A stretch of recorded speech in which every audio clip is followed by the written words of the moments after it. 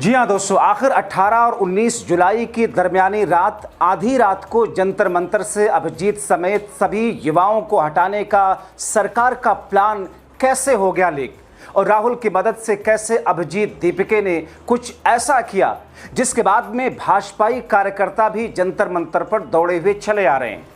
आखिर दिल्ली पुलिस ने ये क्यों कह दिया कि 20 जुलाई को किसी कीमत पर जंतर मंतर से संसद तक मार्च नहीं होने दिया जाएगा, और इन तमाम चीज़ों के बीच में सोनम वांगचुक की पत्नी की नई हुंकार है क्या दोस्तों?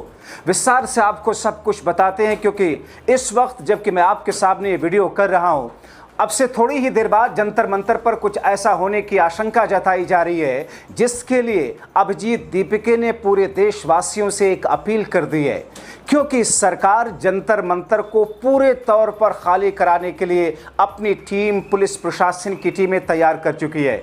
दोस्तों, अभिजीत दीपिके ने देश के लोगों से अपील करते हुए कह दिया कि आज ही रात जंतर मंतर को खाली कराने का सरकार का प्लान है। प्लीज़ आप लोग जंतर मंतर पर अभी पहुंचिए ताकि सरकार आंदोलनकारियों को हटा ना सके।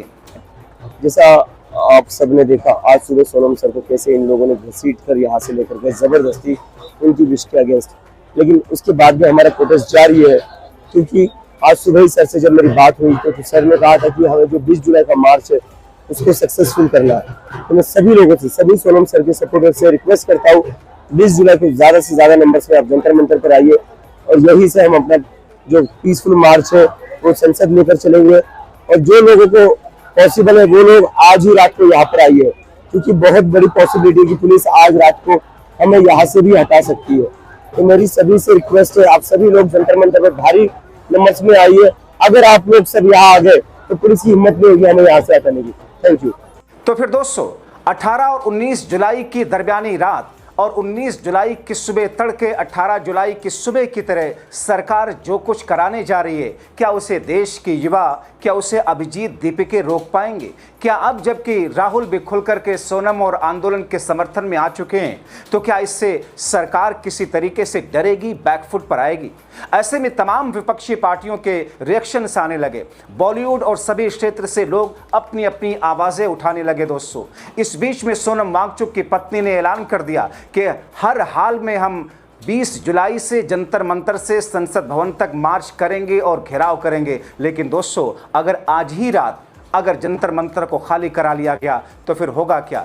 लेकिन दोस्तों, फिर भी उम्मीद जताते हुए सोनम वांगचुक की पत्नी ने कहा, सरकार को हम ऐसा नहीं करने देंगे। अगर 20 जुलाई की सुबह तक या फिर 19 जुलाई को देर शाम तक सोनम वांगचुक को अस्पताल ने डिस्चार्ज नहीं किया जैसा हमने अपील की है, तो फिर मैं खुद ही उस आंदोलन का और उस मार्च का नेतृत्व करूंगी और तय कार्यक्रम के हिसाब से ही ये मार्च निकाला जाएगा। जबकि दोस्तों, दिल्ली पुलिस क्या कह रही है? दिल्ली पुलिस कह रही है कि 20 जुलाई के संसद मार्च की अनुमति नहीं दी गई है। संसद के सत्र के प्रोटोकॉल के तहत इजाजत नहीं दी जा सकती है और अभी तक इजाजत मांगी भी नहीं गई।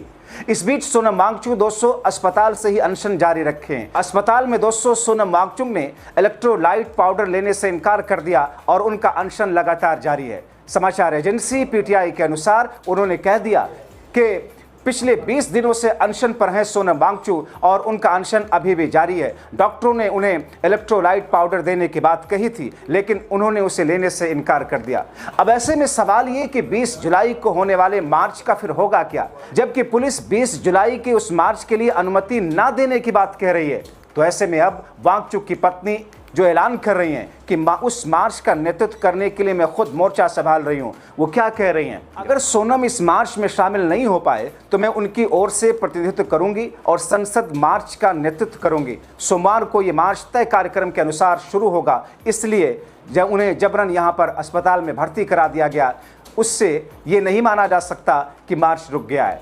मगर दोस्तों, पुलिस कह रही है कि जंतर मंतर से संसद भवन मार्च के लिए इजाजत नहीं दी गई, ना ही ली गई। दिल्ली पुलिस के आधिकारिक सूत्रों के हवाले से समाचार एजेंसी एएनआई का कहना है कि कॉकरोच जनता पार्टी और आंदोलनकारियों ने 20 जुलाई को होने वाले संसद मार्च के लिए दिल्ली पुलिस से कोई आधिकारिक क्लियरेंस या अनुमति नहीं मांगी है।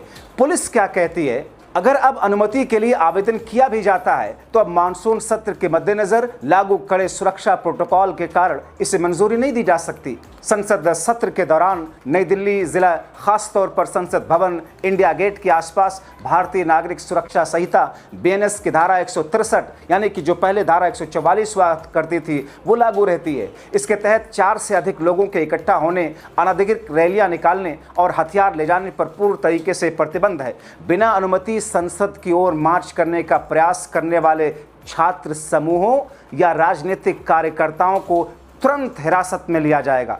दोस्तों, दरअसल ये दिल्ली पुलिस की तरफ से एक तरीके की एडवाइजरी है, ये यूं कहें कि एक तरीके की धमकी है, क्योंकि जब दिल्ली पुलिस ने यह देखा या फिर यूं कहें कि सरकार ने देखा कि बॉलीवुड सेलिब्रिटीज से लेकर के तमाम क्षेत्रों के लोग इस आंदोलन का समर्थन करने के लिए उठ चुके हैं, राहुल गांधी ने अपने एक्स पर एक नया ऐलान कर दिया, तो ऐसे में जंतर मंतर से संसद भवन तक जाने से पहले ही या तो जंतर मंतर को खाली करा लिया जाए। इसीलिए अभिजीत दीपके ने कहा कि 12 बजे आज ही रात को खाली कराने का सरकार का प्लान है।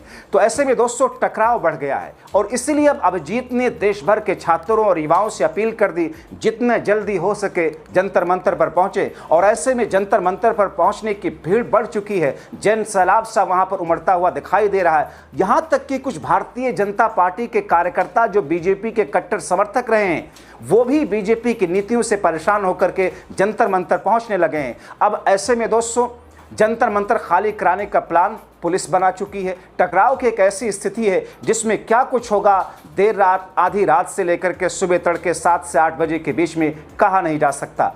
दोस्तों, ऐसे में क्या कहा जाए कि सरकार क्यों इस तरीके से देश के युवाओं के साथ, देश के छात्रों के साथ, आम जनता के साथ सलूक कर रही है, जबकि इस देश का संविधान शांतिपूर्ण तरीके से जनता को अपनी आवाज उठाने, प्रदर्शन करने का अधिकार देता है। खुद देश के महापुरुष राम मनोहर लोहिया ने कहा था कि जनता को जागरूक रहना, विपक्ष को सरकार पर लगाम लगाकर रखना जरूरी है। उन्होंने कहा था, जो लाइन बड़ी महत्वपूर्ण है कि अगर सड़कें सूनी पड़ जाती हैं और सड़कें अगर सूनी पड़ जाएं तो फिर संसद आवारा हो जाती है।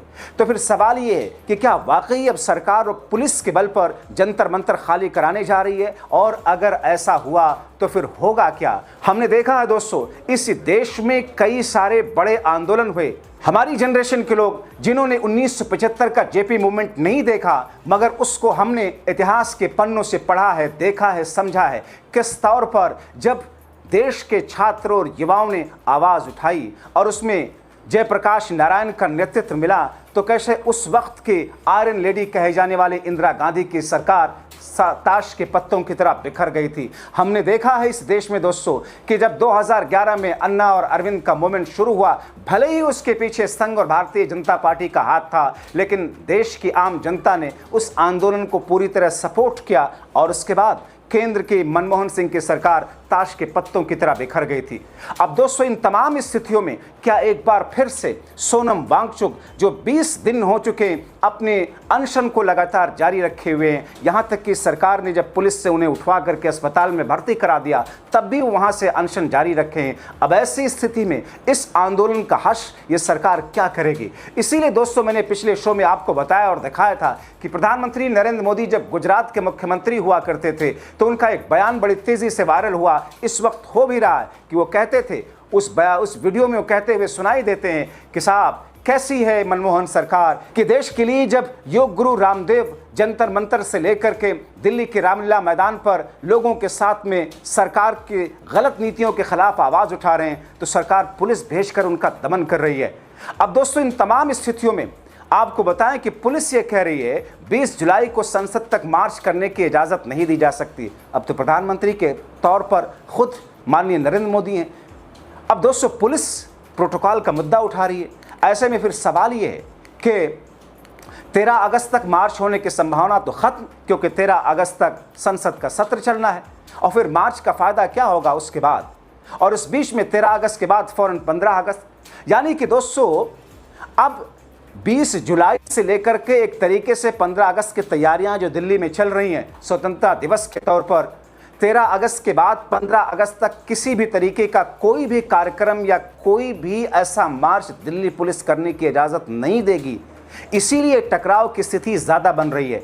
अब ऐसे में दोस्तों आपको बताएं कि संसद का मानसून सत्र जो है वो 20 जुलाई से शुरू हो रहा है, 13 अगस्त को खत्म हो रहा है। राष्ट्रपति द्रौपदी मुर्मू ने 4 सप्ताह की इस विधायी अवधि के लिए दोनों सदनों की बैठक बुलाने की सरकार की सिफारिश को आधिकारिक तौर पर मंजूरी दे दी है। ऐसे में दोस्तों, जिस तरीके से, जिस अंदाज में जो टकराव देखने को मिल रहा है, इस टकराव का नतीजा होगा क्या? लेकिन दोस्तों, इन तमाम चीज़ों के बीच में, जैसा कि मैंने शुरू में आपको बताया कि भारतीय जनता पार्टी के कुछ कार्यकर्ता जो अभी तक बीजेपी के साथ जुड़े थे, लेकिन जब अपने पर बात पड़ी, उनके बच्चे भी, उनके घर के लोग, फैमिली के लोग, रिश्तेदार भी, जब नीट परीक्षा हो या दूसरी ऐसी स्थितियां हो, सरकार की पॉलिसीज़ या फिर सरकार के यूं कहें कि उसकी कमियों की वजह से पेपर लीक हुआ, वो भी नाराज़ हुए अपनी ही सरकार से और भागे भागे जंतर मंतर की तरफ वो भी आ रहे हैं। सुनिए क्या कह रहे हैं ऐसे ही एक भारतीय जनता पार्टी के कार्यकर्ता जो मौजूदा वक्त की सरकार से परेशान है। क्या कर रहे हैं लोग? स्कूलों को ही बंद कर रहे हैं, सरकारी शिक्षा को पूरा तरह से पूरा ध्वस्त कर दिया।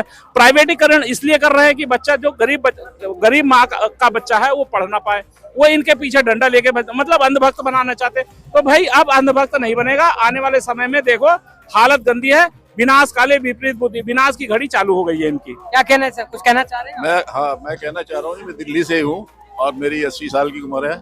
मैं यहाँ पर आया था प्रोटेस्ट देखिए, क्योंकि आज इस उम्र में मेरे से ज्यादा बाहर निकलना नहीं जाता, लड़का लेके आया। मैं कई दिन से सोच रहा था 11 रुपए में ले सकता है, 19 तारीख को शाम को मिलेगी। 1 हफ्ते से मैं आने का सोच रहा था, तो मैं आज यहाँ पर श्री बांगचुक जी को देखने के लिए दर्शन करने आया था और मुझे बहुत अच्छा लगा। लेकिन आजकल जो ये गवर्नमेंट है हमारी, मैंने कभी अपनी लाइफ में ऐसा कोई प्रदर्शन तो बहुत देखे हैं, लेकिन इस तरीके की अड़ियल विचारधारा की जो है सरकार है, कम से कम बात करने का एक माध्यम बनाया जाता है। उधर से अपना कुछ डेलीगेशन भेजते हैं, इनको बुलाते, को बात का समाधान निकालते। इतनी गर्मी में देश का यूथ सड़कों पे है। हाँ, दिल्ली में कोई असर नहीं पड़ रहा है, कोई फर्क नहीं पड़ रहा है।